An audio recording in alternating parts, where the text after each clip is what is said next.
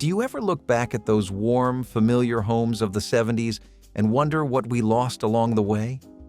The kitchens, living rooms, and backyards of that era shaped daily family life, filled with colors, textures, and rituals we can still feel.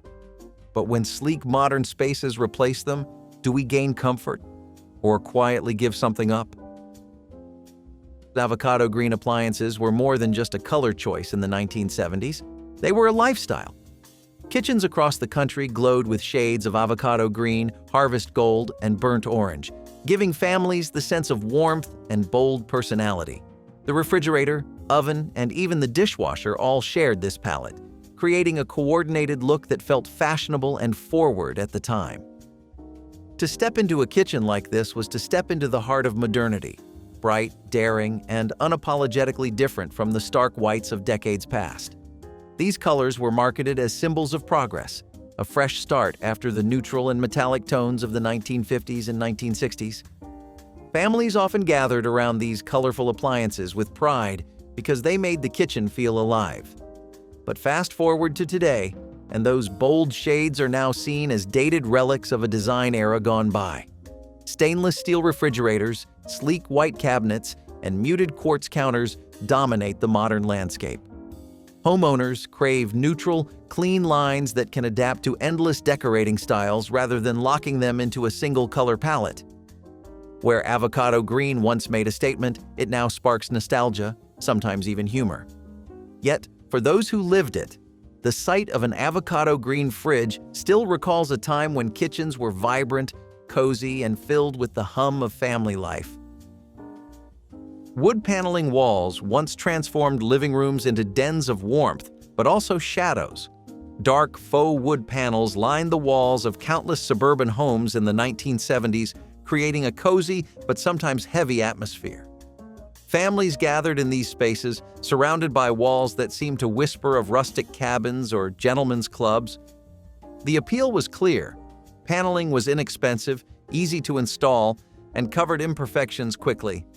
It brought a certain gravitas to living rooms, making them feel formal and substantial even in modest homes. But as the years passed, these walls began to feel more suffocating than stylish. The dark wood absorbed light, often leaving rooms feeling smaller and gloomier than they were. By the late 1980s and 1990s, many homeowners reached for paint, ripping down paneling or covering it with lighter tones.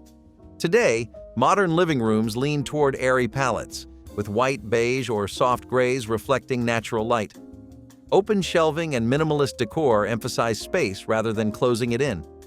The wood itself has not disappeared. Real wood accents and reclaimed materials are popular again, but they are used sparingly as accents, not overwhelming canvases. The heavy faux panel look of the 70s has become shorthand for retro, even kitschy design, often played for laughs in movies or remembered in old photographs. But for those who grew up in such homes, the feel of paneling under their fingers remains tied to evenings of television, family games, and a certain kind of domestic coziness. Wall-to-wall carpeting was once the ultimate luxury underfoot. In the 1970s, plush carpet in shades of mustard, rust, or shaggy brown spread across entire homes, covering everything from bedrooms to bathrooms. It was a symbol of comfort and modern convenience, replacing cold tile or wood with softness that made every step feel indulgent. Children sprawled on it to watch Saturday morning cartoons, while parents sank into its pile with satisfaction. It muffled sound, added insulation, and gave homes a sense of warmth, both literal and emotional. But carpets carried hidden drawbacks. They trapped dust, stains, and odors, and they aged quickly, leaving once pristine rooms looking worn within a few years. As tastes evolved, the love affair with endless carpet began to fade. By the 1990s, hardwood flooring returned as the hallmark of sophistication and cleanliness, while today luxury vinyl planks mimic wood with resilience and style. Rugs have taken over the role of softness, offering both comfort and flexibility without the commitment of wall-to-wall. Modern homeowners prize surfaces that are easy to clean, long-lasting, and versatile. Carpet is now mostly confined to bedrooms or cozy spaces, stripped from kitchens and bathrooms entirely. Looking back, though, the shag carpet era represents more than just a design choice. It symbolizes a time when comfort and warmth were the driving forces of home life, when sinking your toes into deep pile felt like the peak of domestic bliss. Formal living rooms were once sacred spaces. In many 1970s homes, there was a special room reserved for company, a place with pristine furniture that children were forbidden to touch. Plastic covers often protected couches and chairs, ensuring they stayed spotless for the rare occasions when guests arrived. The room was a showpiece, a sign that the family maintained a certain level of formality and pride in their home. But while these rooms looked perfect, they were often devoid of life. Day-to-day family gatherings happened elsewhere, leaving the formal living room a quiet, unused monument to appearances. Over time, this approach lost its appeal. Families wanted spaces that were lived in, not just looked at. The rise of open-concept layouts in the 1990s and 2000s dissolved walls and merged kitchens, dining, and living areas into single, multifunctional hubs. Today, the idea of a room that no one uses feels wasteful, even impractical. Instead, modern homes embrace flexible family spaces where kids play, parents relax, and guests join in casually. The furniture is meant to be enjoyed, not just admired, and the focus is on comfort and connection rather than presentation. Still, for those who remember them, formal living rooms hold a certain nostalgic elegance, a reminder of a time when appearances mattered, and homes carried a kind of quiet pride that has largely vanished. Popcorn ceilings were once a builder's dream. The textured spray, popular in the 1970s, covered imperfections quickly and gave ceilings a distinctive, bumpy look. It was considered modern and stylish at the time, adding a sense of depth and even helping to dampen sound. For families moving into newly built homes, a popcorn ceiling was a sign of freshness and contemporary design. Yet over the decades, the novelty wore off. The texture trapped dust and cobwebs, making cleaning a nightmare. Worse still, many popcorn ceilings from the era contained asbestos, a health hazard that turned once trendy design into a dangerous liability. By the 1990s, homeowners were scraping, sanding, and replacing popcorn ceilings with flat, smooth finishes. Today, the style is widely considered outdated, something to be removed during renovations rather than preserved. Smooth ceilings with recessed lighting have taken over, reflecting light and creating a sense of clean openness. The popcorn ceiling now stands as a symbol of a past era, often mocked in real estate listings or renovation shows. Yet for those who grew up staring at them while lying on their beds, the sight of those bumpy patterns may still stir memories of childhood bedrooms and family homes that, imperfections and all, felt like safe havens. Television consoles were more than electronics. They were furniture. In the 1970s, the television was encased in bulky wood cabinets that doubled as centerpieces of the living room. Families arranged couches and chairs around these massive sets, treating them like fireplaces of the modern age. The console itself often featured shelves, decorative carvings, and sometimes even built-in speakers. Watching television was not just entertainment. It was ritual, gathering everyone in one place. But as technology advanced, the size of the television shrank while the size of the screen grew. By the 2000s, flat screens mounted on walls or placed on slim stands replaced the heavy wood cabinets. Today, televisions can vanish entirely into minimalist decor, blending into walls or even transforming into digital art frames. The bulky console, once so central, now feels excessive and clunky. Yet it carried a kind of charm, an era when the television was not just a device, but part of the home itself. Looking back, those wood-framed consoles evoke images of families sitting close, adjusting rabbit ear antennas, and tuning in to shared moments that defined an age before screens became portable and personal. Formica countertops defined the 1970s kitchen aesthetic. With bold patterns, glossy finishes, and an unbeatable price tag, Formica was the material of choice for middle-class families. Countertops bloomed with swirls, speckles, and faux wood designs that added a splash of personality to every meal. Durable and affordable, they resisted stains and scratches, making them a practical solution for busy households. Children sat at these counters doing homework, while parents prepared family dinners on surfaces that never asked for much more than a wipe-down. But design tastes evolved, and the loud patterns of Formica began to feel cheap rather than chic. By the late 1980s and 1990s, granite, marble, and butcher block became the markers of a modern kitchen.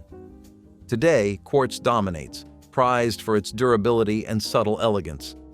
Formica has not disappeared entirely, but its reputation has shifted from fashionable to nostalgic. The once bold patterns now spark memories of family kitchens filled with laughter, birthday cakes, and the clatter of dishes. While modern counters aim for timeless neutrality, Formica reminds us of a time when kitchens were not afraid to be loud, colorful, and uniquely their own. Sunken living rooms captured the imagination of 1970s homeowners. Known as conversation pits, these spaces dropped a few steps below the rest of the floor, creating intimate areas for gathering. They were stylish, chic, and instantly recognizable as a sign of modern architecture. Friends lounged on built-in couches, drinks in hand, while the lowered floor encouraged closeness and conversation. The look was futuristic, a playful departure from traditional flat layouts. But in practice, sunken living rooms came with problems. They broke up floor plans, made cleaning difficult, and created tripping hazards. As design shifted toward open-concept living, the pits began to feel more like obstacles than features. By the 1990s, most were being filled in to level the floors. Today, the open, seamless flow of living spaces has replaced the novelty of conversation pits. Yet the memory of them carries a certain glamour, recalling a time when home design embraced bold experiments and sought to reinvent the way people interacted. For those who remember stepping down into one, the sunken living room will always feel like an emblem of a daring design era that came and went in just a few decades.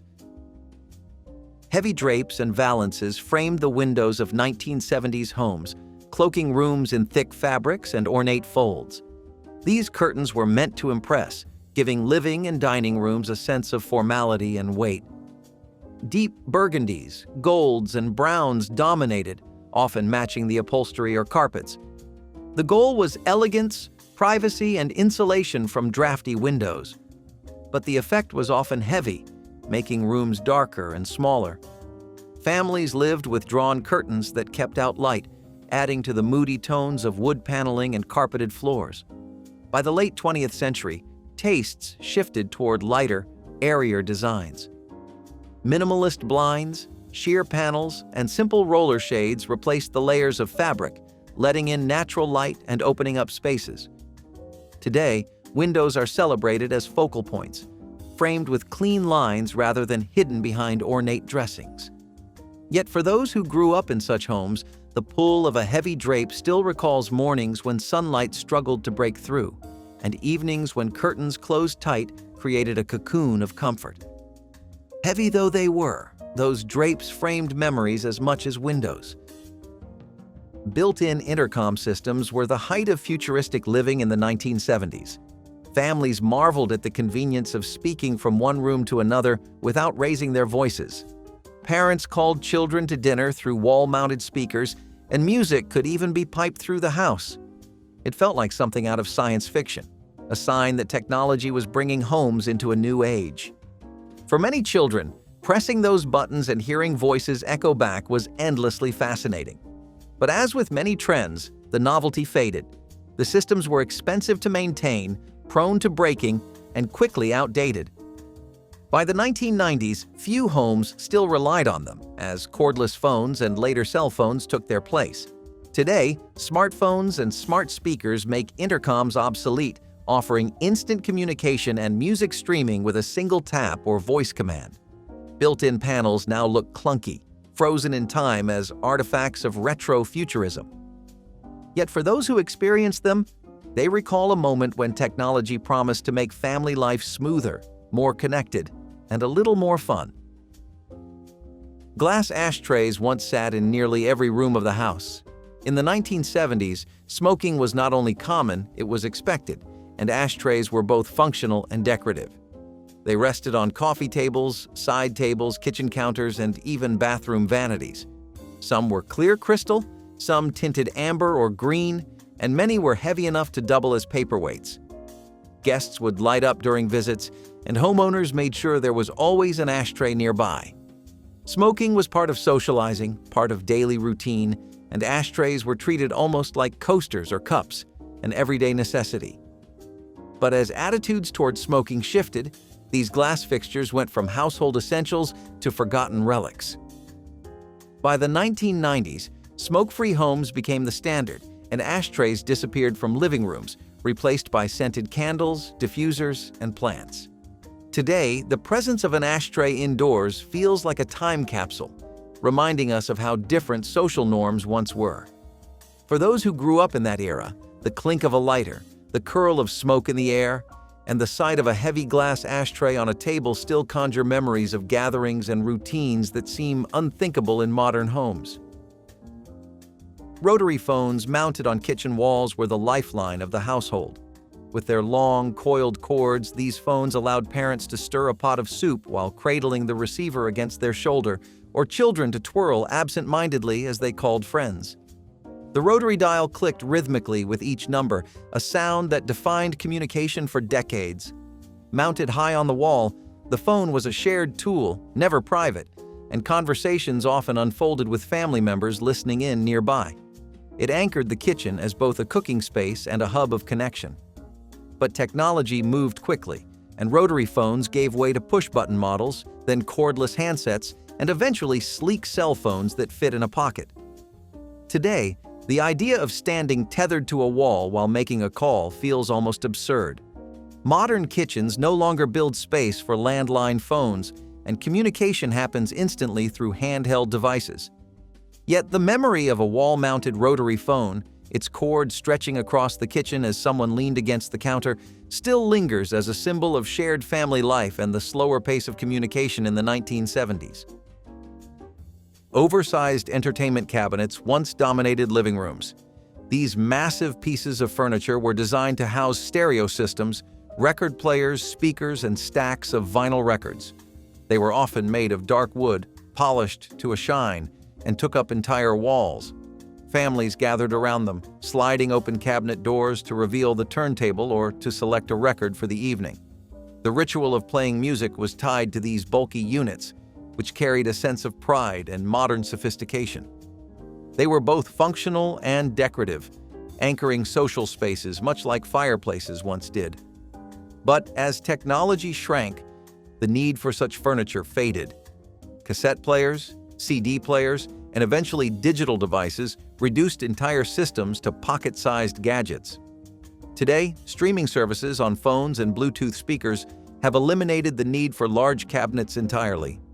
Entertainment furniture has shifted toward minimal consoles that hold slim televisions, with storage limited to a few shelves. The oversized stereo cabinet now belongs to the past, remembered as a monument to a time when music was physical, heavy, and central to the rhythm of family life. Wrought iron railings and dividers brought a decorative flourish to 1970s homes. Often painted black or gold, these metal fixtures were installed not only along staircases, but also as partitions between living and dining areas. They added a sense of formality and flair, with swirls, curls, and geometric patterns that were meant to feel sophisticated. Families lived among these dividers, sometimes peering through them to watch television or talk across rooms. They were cheaper than building walls and gave the illusion of separation while still allowing light to pass through. But over time, their ornate style began to feel dated. Homeowners replaced them with drywall, glass panels, or simply removed them altogether to embrace open layouts. Modern staircases now highlight sleek wood, glass, or minimalist metal rails that emphasize simplicity and space.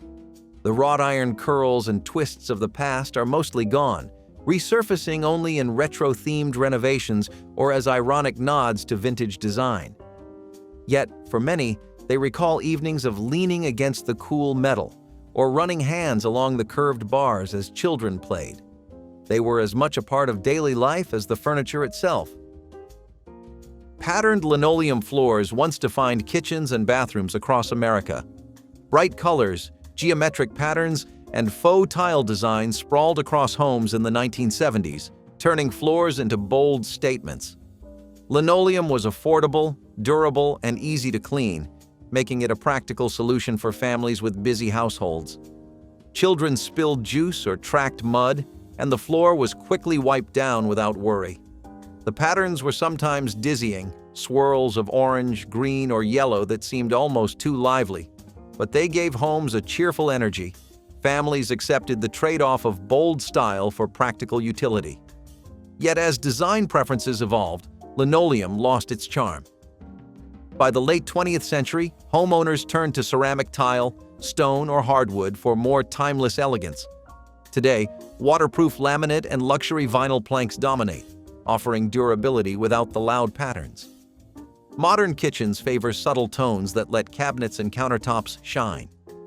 The bold linoleum floors of the past now feel like artifacts, but for those who lived with them, they remain tied to the sound of footsteps running through kitchens and the sight of sunlight bouncing off colorful patterns every morning. Mirrored closet doors gleamed in bedrooms of the 1970s. Sliding panels of reflective glass made rooms feel larger and added a sense of glamour. They offered both function and style, allowing homeowners to check outfits while keeping clothes tucked neatly away. For many teenagers, these mirrors became canvases for taped posters or practice spaces for dance moves. They reflected more than just appearances. They reflected the culture of the time, one that embraced bold decor and a touch of flash. Yet the mirrors also showed smudges, fingerprints, and scratches, making upkeep difficult. By the 1990s, they fell out of fashion, replaced by wood doors, barn-style sliders, or frosted glass panels. Today, homeowners prefer designs that blend into the room rather than dominate it. Mirrored doors now often feel dated, instantly marking a home as a product of a past era. Still, their shimmering presence evokes memories of bedrooms where children played, teenagers prepared for school dances, and families embraced the mirrored glamour of the 1970s. Dining rooms once served as the central stage for family life. In the 1970s, the dining table was where families gathered nightly for meals, homework, and conversation. The table often stood beneath a chandelier, surrounded by matching chairs and cabinets filled with fine china. Meals were shared together with the expectation that everyone was present. The dining room was more than a space, it was a ritual, symbolizing unity and structure. But as lifestyles changed, the formality of nightly dinners faded. Work schedules, extracurricular activities, and the rise of television shifted family meals to kitchens, breakfast nooks, or even living room couches. Today, many homes are built without a separate dining room at all, opting instead for open-concept spaces where casual eating dominates. While special occasions may still bring families to a table, the daily ritual has largely disappeared. For those who remember it, the dining room represents a time of togetherness, when meals were central events that punctuated the rhythm of each day. Central fireplaces once anchored living rooms as the warm heart of the home. Built from brick or stone, these wood-burning hearths provided both heat and atmosphere. Families gathered around them during winter evenings, watching flames dance while conversations flowed. Fireplaces were focal points, often adorned with mantels that displayed family photos, clocks, or holiday decorations. They symbolized warmth, security, and tradition. But as heating systems advanced, fireplaces became less essential. Many wood-burning designs were converted to gas inserts, offering convenience without the mess of chopping wood or cleaning ashes. Today, electric fireplaces provide the look of flames with none of the labor. While modern versions still create ambiance, they lack the crackle and scent of real logs. The central fireplace has shifted from necessity to luxury, more decorative than practical. Yet for those who grew up with one, the memory of glowing embers and the sound of wood popping remains tied to a sense of home that technology cannot replace. Bookshelves once stood heavy with encyclopedias, stretching across living rooms and studies.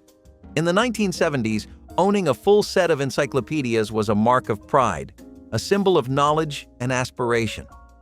Parents purchased volumes on installment plans, filling shelves with glossy books that promised answers to every question. Children flipped through them for school projects, tracing maps and studying illustrations long before the internet existed. Encyclopedias were the Google of their time, weighty and authoritative. But as technology advanced, their relevance dwindled. By the 1990s, CD-ROM encyclopedias replaced them, and by the 2000s, the internet made them obsolete entirely. Today, bookshelves are more likely to hold novels, decor, or digital devices.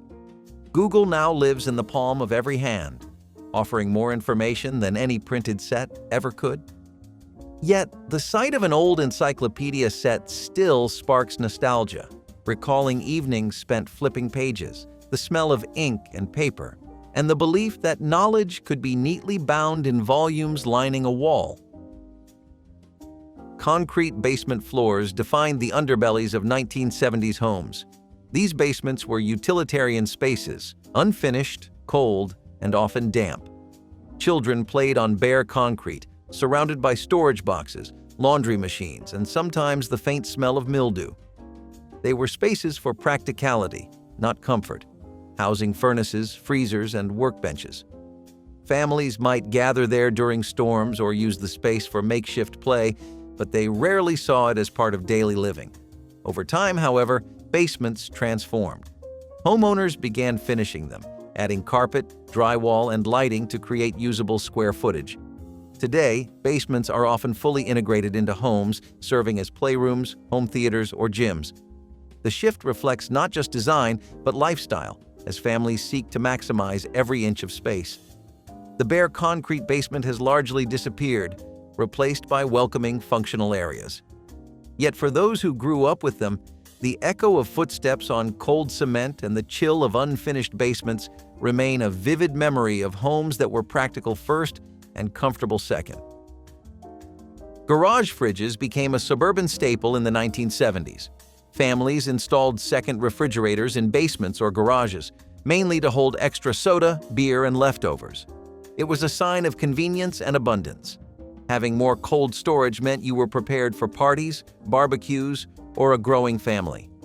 Kids loved sneaking cold cans from the garage fridge, while parents stocked it with cases of beer for weekends. Over time, this practice never really disappeared. Today, garage fridges are still common, but their contents have shifted. Instead of shelves filled with soda and beer, many hold sparkling water, sports drinks, frozen meals, or meal-prepped containers. Modern families rely on them for efficiency and organization, turning the once extra fridge into an essential. Yet the feeling of opening a chilly garage fridge on a hot summer day, grabbing a cold can of soda, and hearing the pop of the tab remains a distinct memory of 1970s suburban life. Shiny aluminum storm doors once gleamed at the entrances of suburban homes. They were practical, providing airflow during warmer months while protecting the main wooden door from weather. With their glass panels and metallic frames, they became almost universal by the 1970s. Families opened them in summer to let breezes drift through screen inserts, while children pressed their faces against the glass during colder months. But their shine came with drawbacks. Metal frames dented, screens tore, and glass panes rattled in the wind. Over the decades, homeowners began replacing them with sleeker, energy-efficient designs that matched modern architecture. Today, storm doors are slimmer, better insulated, and often feature retractable screens or tinted glass. The once flashy aluminum designs are now seen as dated, reminders of a different aesthetic. Still, the sound of a metal storm door clanging shut remains instantly recognizable to anyone who grew up in a 1970s neighborhood. Outdoor clotheslines once stretched across nearly every backyard. In the 1970s, laundry hung in the sun was an ordinary sight, sheets flapping in the breeze, shirts clipped with wooden pins, and jeans stiffening in the sunlight. Families relied on the clothesline not just to save electricity, but also because dryers were less common or more expensive. The scent of sun-dried fabric was unmistakable, and children often played hide-and-seek among the hanging sheets. But as technology advanced, automatic dryers became the norm. By the late 20th century, clotheslines began to vanish, sometimes even banned by homeowner associations that viewed them as unsightly. Today, drying laundry outdoors is rare, though some eco-conscious families are reviving the practice. Still, the image of a backyard dotted with fluttering clothes remains a vivid memory of a simpler, slower pace of home life. Metal lawn furniture once defined patios and porches. In the 1970s, heavy wrought iron and aluminum chairs, often coated in bright paint, stood proudly in backyards. Their intricate designs and sturdy frames promised durability, though cushions quickly faded in the sun. Families gathered around matching metal tables for summer meals, and the clatter of metal chairs scraping across patios became a familiar sound. These pieces were built to last, but they were not always comfortable, and they required constant repainting to resist rust. Over time, outdoor furniture shifted toward lighter, more weather-resistant materials like wicker, plastic, and composite blends. Modern sets focus on comfort and low maintenance rather than permanence. Still, the weight and solidity of those old metal chairs evoke memories of warm evenings, citronella candles, and the steady hum of neighborhood life in the 1970s. Yards without fences once symbolized the openness of suburban neighborhoods. In the 1970s, lawns often blended seamlessly into one another, with children running freely from house to house. Neighbors chatted across driveways, and backyards felt like shared community spaces rather than private enclosures. The lack of fences reflected a cultural emphasis on trust and togetherness, as well as the desire for wide, uninterrupted views. Over time, however, privacy and security became greater priorities. Wooden fences, vinyl barriers, and hedges began to separate properties, reflecting shifting attitudes about boundaries. Today, fenced yards are the standard, offering homeowners solitude but reducing the sense of shared neighborhood space. Looking back, the open yards of the 1970s capture an era when communities felt closely knit, and childhood was defined by the freedom to roam from lawn to lawn without barriers. The hand-crank egg beater was a rite of passage. Long before mixers plugged into walls, children stood on stools beside their mothers, gripping the cool metal handle and turning the crank with both hands. The beaters would spin in a blur, blending sugar, eggs, and flour into the thick beginnings of birthday cakes and pancake batter. It was not efficient, but it was intimate. You felt the recipe coming together. Your arms grew sore, but your heart grew full. The egg beater did not make noise. It did not break. It did not ask for anything but effort. Every kitchen had one, usually tucked in a drawer next to the wooden spoons and measuring cups. Its clinking metal gears were as familiar as the smell of vanilla extract. And somehow, everything tasted better when it had been beaten by hand. Then came stand mixers, food processors, and digital timers. The crank beater was cast aside as outdated, inconvenient, old. But in that loss, something human disappeared. Now it hangs on antique shop walls, a symbol of effort, patience, and care. It taught us that food was not just made, it was earned. Why did we stop believing that some things are better when you feel them in your bones? Harvest gold was never meant to be subtle. It was loud, it was proud, and for one strange decade it coated every surface of the American kitchen. Paired with avocado green or orange, it was not just a color, it was a statement. You would find it on fridges, ovens, mixers, even your mom's favorite Tupperware. Advertisements promised it would bring warmth and cheer. But step into a harvest gold kitchen today, and it feels less like nostalgia and more like stepping inside a mustard bottle. The brightness that once felt cheerful began to feel aggressive, like a room that never let you relax. It faded fast, stained easily, and always seemed to clash with whatever came after. Like avocado green, it was an attempt to blend nature and futurism, and it failed at both. Once natural light hit a harvest gold refrigerator, the whole room seemed to glow with the hue of old mustard. Families tried to modernize around it, but nothing could mute the glare.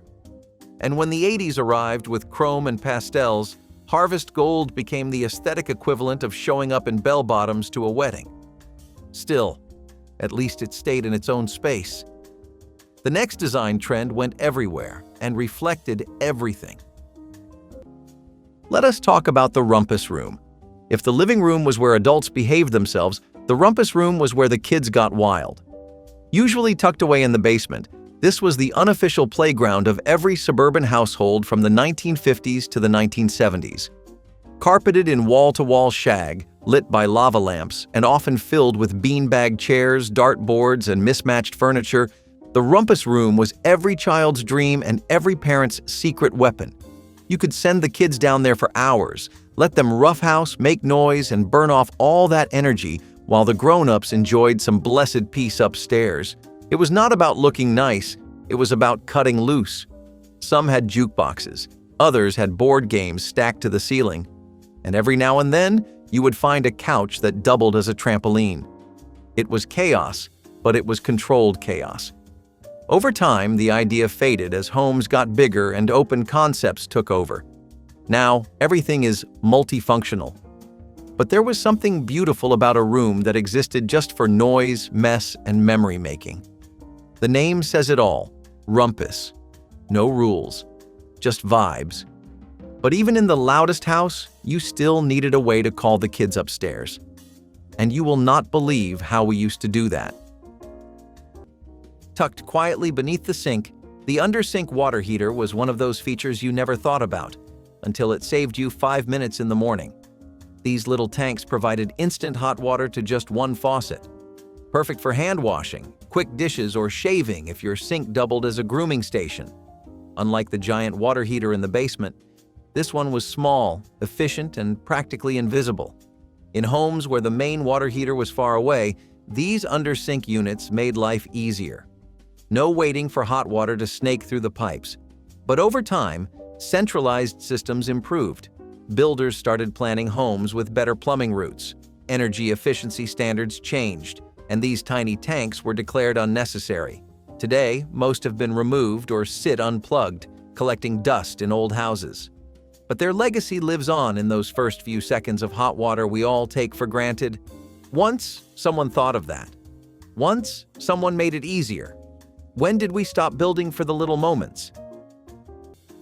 Sunken bathtubs were supposed to be the crown jewel of a modern bathroom.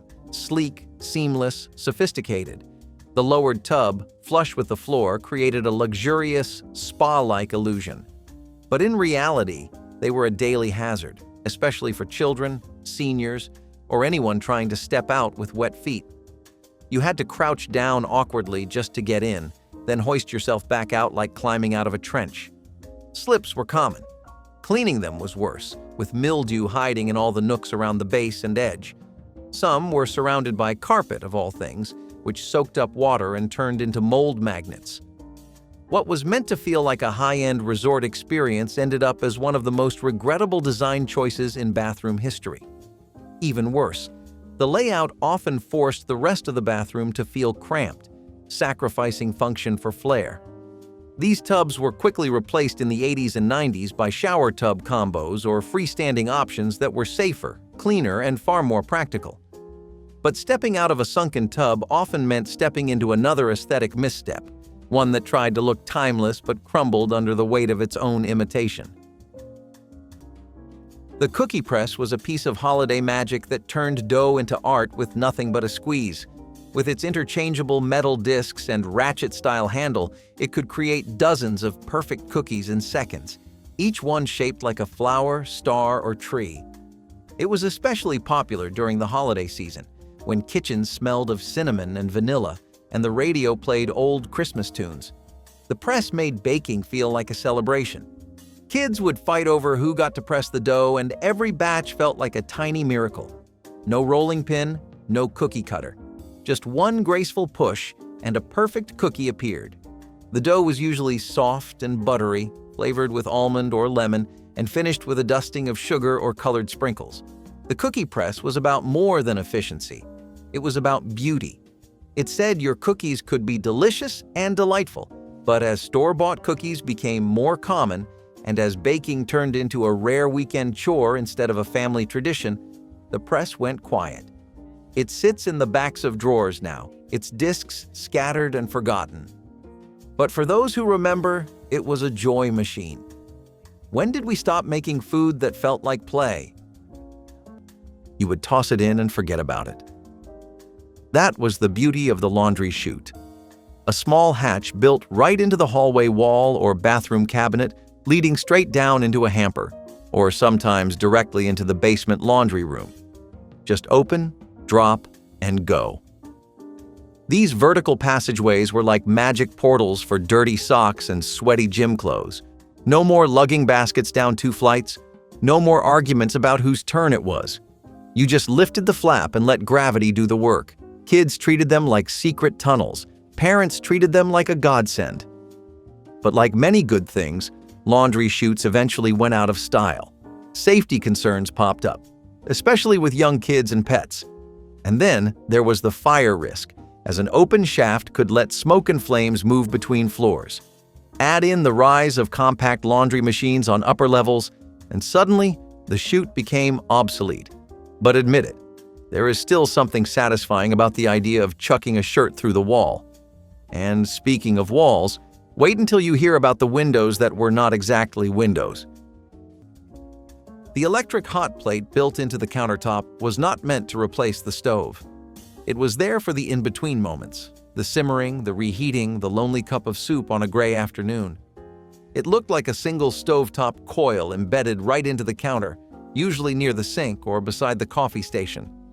You turned the knob and it glowed red. No pots stacked on burners, no full stove required. For single servings or quick boils, it was perfect.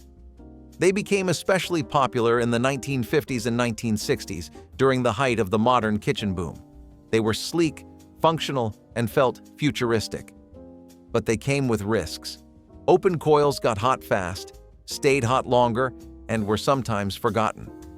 Over time, homeowners chose to have more counter space instead. The coils vanished, replaced with cutting boards and clean surfaces. But those hot plates once stood for independence, the idea that a small meal still mattered, that a house could be big, but one burner could still feel like home. What part of the kitchen did we lose when we made everything smooth? Jell-O molds were not just recipes, they were performances.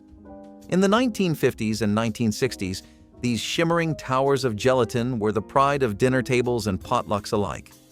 Suspended inside were slices of fruit, vegetables, nuts, and sometimes even meats, frozen in mid-dance by the wobble of lemon or lime gelatin.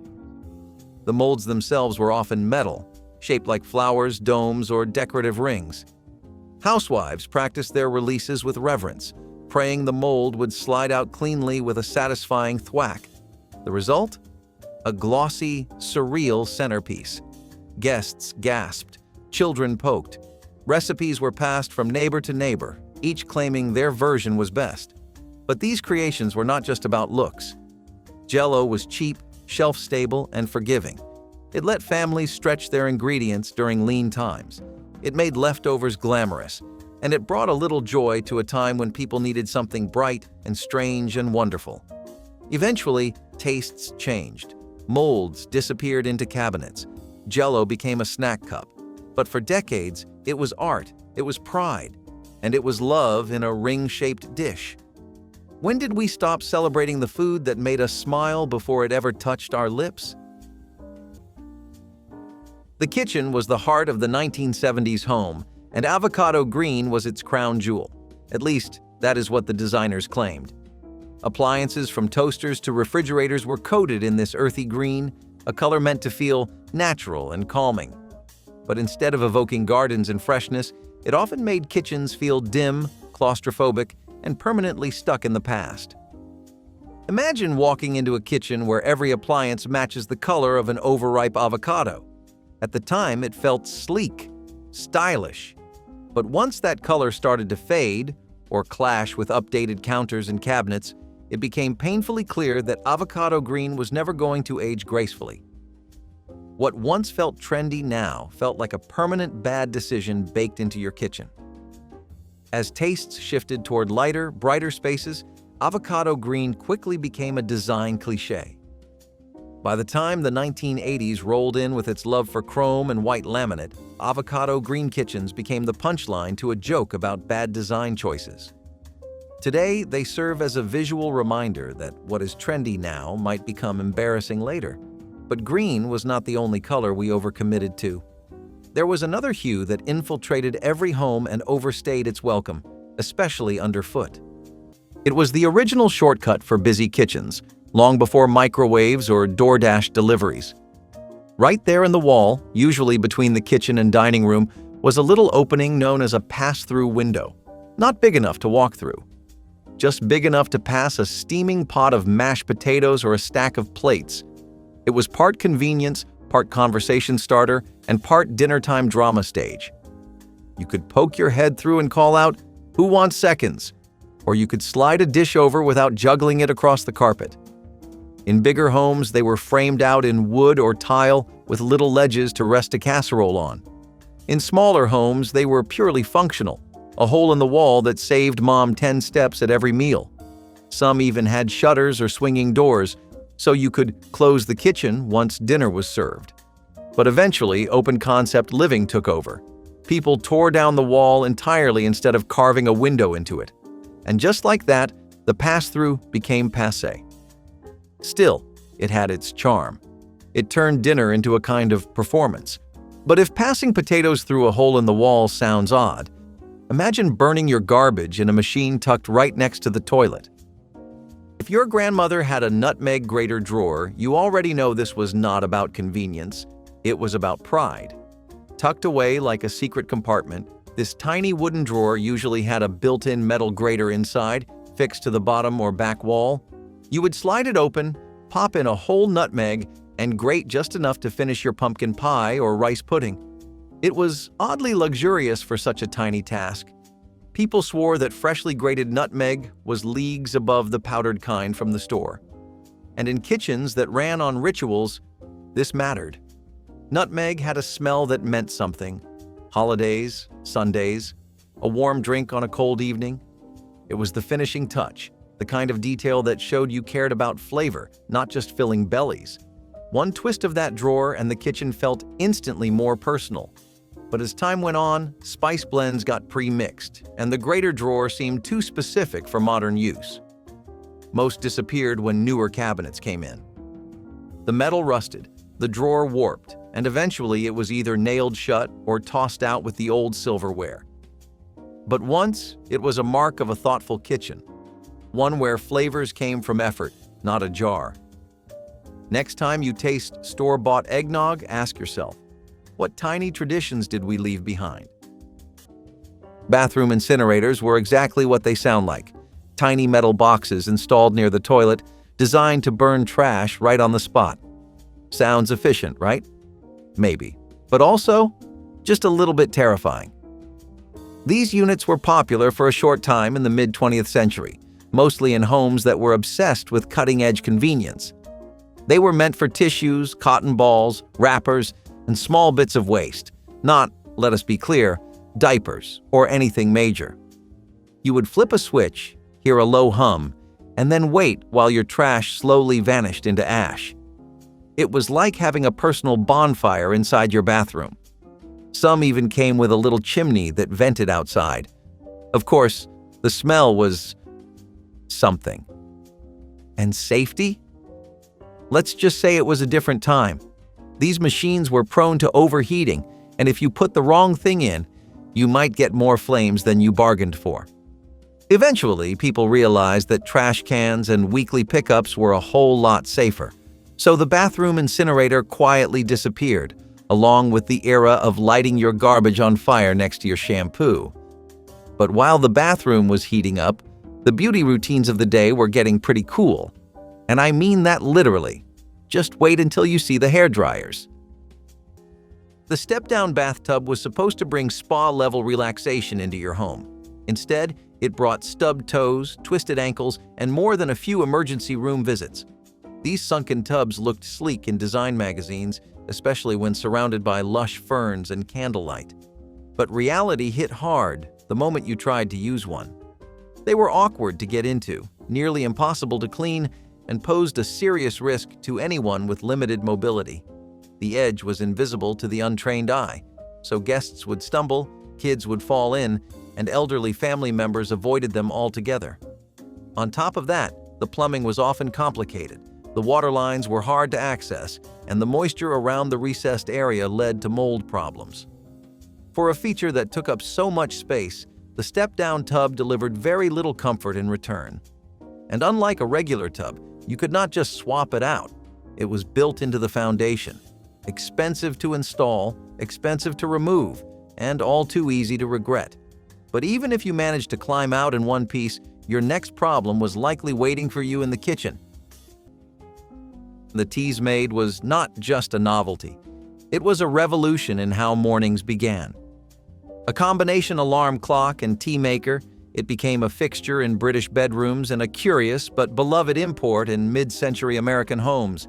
Imagine waking to the gentle hiss of boiling water, the soft clink of porcelain, and the smell of fresh brewed tea wafting through the air before your feet ever touched the floor. The Teasmade delivered this magic through simple but elegant engineering. A timer triggered the kettle. A mechanical arm poured the boiling water into a waiting teacup. No fumbling in the kitchen, no slamming drawers, just warmth and calm. Some models even included a gentle nightlight, glowing softly on your bedside table like a companion. It turned mornings into rituals. But rituals are easy to break. Coffee took over. Digital clocks became the norm. And the quiet grace of the Teasmade was forgotten. Now it exists mostly in memories and dusty attics. But for those who used one, the association is immediate. Peace, intention. A morning that cared for you instead of demanded something from you. When did we trade thoughtful awakenings for jarring alarms and paper cups? The fireplace is supposed to be the heart of the home. Warm, welcoming, timeless. But in the 1970s, many homeowners traded stone and brick for something they thought was sleek and modern: stainless steel. At first it looked futuristic, shiny, reflective, minimalist. But before long, it began to feel more like an operating room than a cozy corner. Stainless steel shows every fingerprint, every speck of dust. It scratches easily and loses its polish fast. Even worse, it reflected everything around it, meaning your cluttered living room, messy firewood pile, or worn-out carpet became part of the display. The cold, sterile vibe worked in theory, but clashed with real life, where warmth mattered more than shine. Worst of all, it gave off a chill even when the fire was burning. There was nothing inviting about it. People tried to warm it up with wood mantles or plants, but the metal clashed with everything.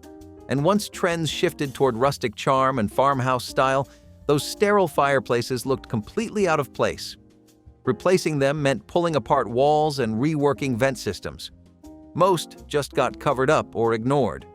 And while fireplaces became forgotten features, other clever space-saving ideas were still trying to justify their place, especially the ones that claimed to double as furniture.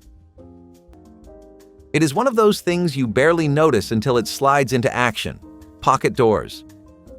Unlike the typical swinging door, pocket doors vanish into the wall when opened, like a magic trick you can walk through. They were the height of clever home design in the mid-20th century, especially in homes that wanted a clean, modern look without bulky doors breaking up the space. You would find them separating dining rooms from kitchens or closing off formal living rooms when company arrived. Over time, though, they became a pain. The tracks jammed, the rollers squeaked, and once one went off its rail, good luck fixing it without tearing open the wall. Slowly, builders turned back to swing doors, and pocket doors became a quirky throwback. But if those walls could talk, they would whisper about family dinners, polite goodbyes, and the satisfaction of sliding a whole room out of sight. Now, speaking of questionable style choices, wait until we step into the softest, strangest room in the house: the bathroom. A countertop garbage chute might sound like science fiction, but it was once the definition of practical design. Picture this: a hinged square in the middle of your kitchen counter that popped open to reveal a direct drop into the trash bin below. You could chop carrots, peel potatoes, and then sweep the scraps in one motion. No fiddling with a trash can lid, no extra step. Just a quick flick of the wrist, and it was gone. In mid-century kitchens, these were genius, especially when you were making big meals and needed all the counter space you could get. It made cleanup feel like part of the flow, not an afterthought. One swift motion and the mess was gone before it had time to become a problem. But eventually, people began to worry about smells, pests, and hygiene. Builders stopped including the feature, and home cooks grew wary of having an open hole in the counter, even if it had a lid. Most of them were sealed shut or removed entirely during remodels. Today, you will only find them in untouched kitchens from the 1940s or 1950s. They are almost always covered in laminate or chrome trim, like a forgotten piece of spaceship tech. What other clever shortcuts have we erased without even realizing it? The chamber stove did something no modern appliance dares attempt. It kept cooking after you turned it off. That was not a gimmick. That was engineering genius wrapped in cast iron and chrome. Born in the early 20th century, the chamber stove became a quiet sensation in post-war homes for one incredible reason. It cooked with the gas turned off. Thanks to thick insulation and a sealed oven chamber, you could roast an entire chicken, switch off the flame halfway, and let retained heat do the rest. It was efficient, elegant, and oddly futuristic. And while it lacked a touchscreen or a clock, it came with something more valuable: trust. People swore by it. Some still do. The stove's signature thermowell let you slow-cook soups and stews deep inside a lidded metal pit while you handled the rest of your day. The burners had griddles built right in, and the oven door sealed tighter than a vault. It made people feel clever, like they were cooking smarter, not harder. But in the rush for newer, faster, shinier appliances, the chambers was quietly pushed aside. Too heavy, too bulky, too slow. Or so we thought. Why did we stop believing that doing more with less was the smartest design of all? Wood paneling was everywhere in the 1970s. It made your living room look like a den, your den look like a hunting lodge, and your basement look like a forgotten back room at a roadside bar. At first, it felt warm and cozy. Rich brown tones, faux wood grain, maybe even a little glossy finish if you were lucky. But there was a problem. Most of it was not real wood. It was thin, pressed panels with a printed veneer. It dented easily, warped when damp, and turned rooms into narrow, lightless boxes. The illusion of natural wood faded fast when corners started peeling and warping with moisture. What was meant to bring a rustic touch ended up feeling cheap and oppressive. Once a sign of stylish Americana, it aged into a symbol of dated taste. The worst part? You could not just paint over it. People spent entire weekends trying to rip the stuff down or cover it with drywall. Today, retro renovators might leave a single accent wall for nostalgia, but most of us remember wood paneling for what it truly was: fake, dark, and way too committed to its own aesthetic. And when the wall started closing in, families turned to high-tech solutions to feel connected inside the home. Unfortunately, those did not age much better. Once upon a time, you did not just decorate your bathroom, you committed to it. We are talking full-color, floor-to-ceiling, single-shade devotion. Pastel pink, mint green, baby blue, or the ever-famous avocado, these were the color-coordinated bathroom suites of the 1950s through the 1970s. And when we say coordinated, we mean everything. The toilet, the tub, the sink, the tile, sometimes even the toilet paper, matched like a showroom display. First Lady Mamie Eisenhower helped popularize the trend with what people dubbed Mamie Pink. Entire homes were built with these candy-colored palettes baked into their bones. But of course, color trends change. What once looked stylish and luxurious now feels a bit like stepping into a cartoon. As minimalism took hold in the 1990s and 2000s, bold bathroom hues were slowly wiped away, replaced by whites, grays, and beige. Still, those vivid bathroom suites had a kind of joy to them. They made you feel something, even if that something was confusion. And if the color did not impress you, the next home feature definitely would, especially if you ever hated carrying a heavy laundry basket down the stairs. There was a time when flour was not just something you kept in a bag in the pantry. In the mid-20th century, many kitchens came with a built-in flour bin right in the counter, an aluminum drawer that pulled out like a bread box and held pounds of flour at once. At the bottom of that bin, a small metal crank-operated sifter attached directly to the front panel. You turned the handle and watched flour fall like powdery snow into a bowl. Housewives loved it because it was fast, tidy, and always right where you needed it. There was a rhythm to it. The soft grind of metal, the whisper of sifted flour, the calm before the dough. It was not just about baking, it was about the ritual that came before it. But as kitchens got sleeker and flour got sold in resealable paper bags with built-in spouts, this feature disappeared. New cabinets were built without them, and most people never even noticed. Today, the few remaining ones are either sealed shut or filled with junk no one wants to deal with. You can find one in an old home and still smell the ghost of biscuits and pie crusts. But no one teaches you how to use the crank anymore. Like so many kitchen traditions, it quietly faded into the background, and now it lives only in memory. Or maybe in grandma's house if you are lucky. When did our tools become so disposable? Homes may change with every decade, but your memories make them timeless. So share your favorite detail from the past in the comments. Give this video a like if it sparked nostalgia, and subscribe to keep revisiting the places that shaped us.